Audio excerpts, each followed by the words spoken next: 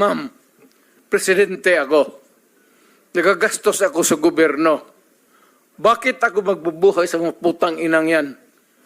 Kung yung pera na ipapakain ko dyan sa preso, ibigay ko na lang doon sa mga tao dyan sa walang bigas. So mas okay Walang pong trabaho. patayin sila kesa ipreso Wala mo pakialam sila. dyan sa kriminal, ma'am. So thank you for making that of Kung record. pakialam sa kriminal kung saan silang impernong gusto nilang pumunta. Well, Mr. Chair, for the record, You make your own history in this planet. yes, Mr. Yun ang Chair. gusto nilang mangyari. Doon sila sa impyerno at doon tayo magkita. Well,